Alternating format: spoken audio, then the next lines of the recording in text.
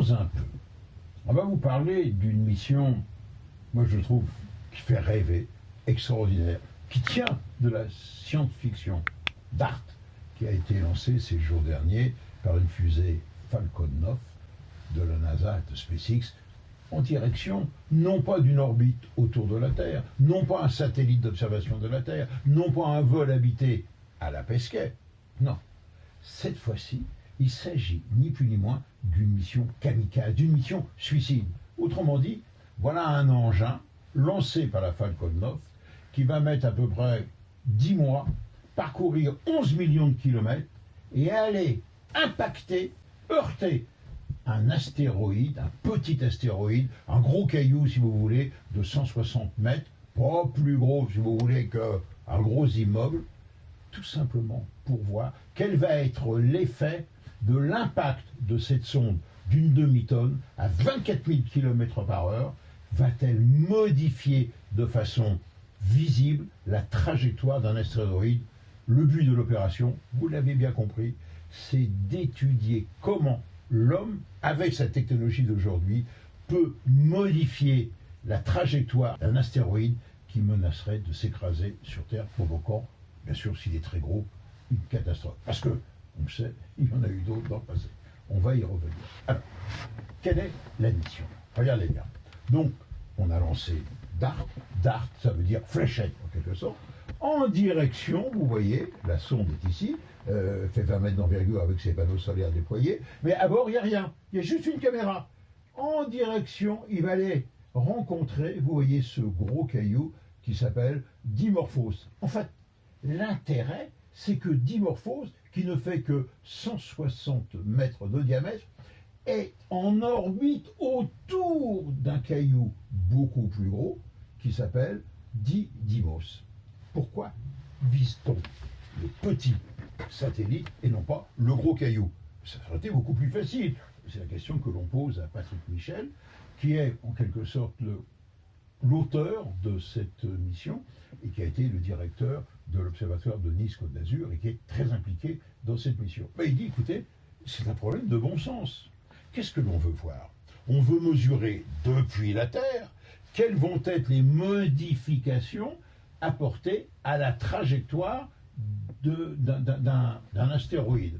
Alors, si vous prenez un gros astéroïde, et il y en a en orbite autour du Soleil, modifier la trajectoire, eh bien, ça peut présenter des dangers et précipiter peut-être cet astéroïde sur la Terre, c'est-à-dire de déclencher la catastrophe que l'on voulait éviter. Et dis donc, simplement, on va taper dans un petit caillou qui est satellisé autour d'un gros caillou, et comme ça, on va pouvoir voir la modification de son orbite par la période de révolution à l'aide des radars depuis la Terre. Tel est le but donc de cette mission hors du commun en quelque sorte. Alors, on va vous camper tout de même un petit peu le décor. Comment les choses vont-elles se passer? Donc, après un voyage d'à peu près de 10 mois, DART va éjecter d'abord l'Icilia Cube, un tout petit satellite, microsatellite italien. Pourquoi? Parce que lui, il est équipé de caméras et il va filmer l'impact pour avoir les images. Et donc, l'impact va avoir lieu ici et va donc modifier la trajectoire de Dimorphos autour de Didymos, cette trajectoire ici, qui est simplement, il y a 1,6 km entre les deux. Vous voyez, il tourne donc très près. Voilà comment les choses vont se passer. Et ça va se passer, disons, fin septembre, début octobre. Mais ce n'est, si vous voulez, qu'un élément d'une mission, d'un ensemble beaucoup plus complet, dans lequel est impliqué Patrick Michel. En fait, cette mission, comme on dit, c'est une mission de la NASA. En fait, l'origine remonte à une vingtaine d'années. Patrick Michel a répondu à un appel d'offres de l'Agence spatiale européenne, de l'ESA, et qui disait, eh bien, comment éviter qu'un jour un astéroïde percute la Terre. Trouvez-moi une idée. Et il a proposé donc de dire, eh bien, on va faire en 2 temps. Premier temps, on va voir quel va être l'impact d'un petit satellite sur un astéroïde. Est-ce que ça va vraiment modifier sa trajectoire? Donc, est-ce que l'idée est bonne? Deuxièmement, sur le plan scientifique, quelle va être la nature de cet impact et quelles sont les conséquences, on va y revenir, que l'on va en tirer. Et puis enfin, troisièmement, dans 4 ans, une nouvelle mission, mais ça date de l'Agence spatiale européenne, ERA, dont l'idée revient à Patrick Michel, est d'envoyer une sonde européenne qui va se mettre en orbite autour de cet astéroïde et ce coup-ci de filmer en gros plan le cratère, c'est-à-dire de voir quelles ont été les conséquences de cet impact. Vous voyez donc, c'est un programme extrêmement ambitieux, audacieux, mais qui a une portée, j'oserais dire, beaucoup plus importante. Ah oui, des cailloux qui tournent en orbite autour du Soleil, il y en a. C'est une ceinture d'astéroïdes, vous savez, c'est plusieurs milliers de corps qui tournent. Et là, c'est une véritable, par moment, bataille de boules de neige. Ce sont les résidus, les gravats de la formation du système solaire. Et de temps en temps, l'un de ces morceaux, suite à une collision, suite à l'influence de l'énorme Jupiter, eh bien, modifie sa trajectoire, et sa trajectoire coupe l'orbite de la Terre. Et là, il y a 3 cas de figure. Soit ça passe au-delà de la Lune, là, on est loin, pas de danger. Soit ça passe entre la Terre et la Lune, les radars le suivent, mais pour intervenir, on a très peu de temps.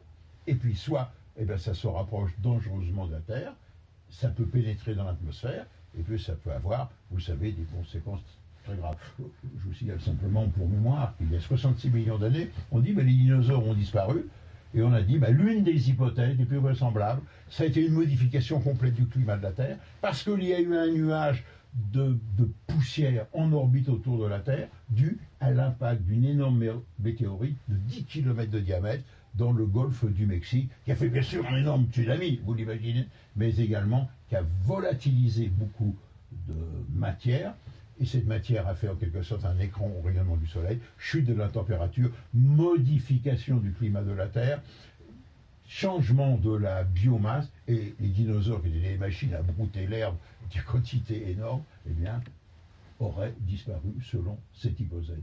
Donc, je résume, cette mission DART est une mission très importante, dont on trouvera, si vous voulez, la réponse de tout cela seulement en 2024. D'abord, au mois d'octobre 2022, au moment de l'impact, et puis en 2024, quand la sonde européenne ERA pourra filmer, voir le résultat de l'impact.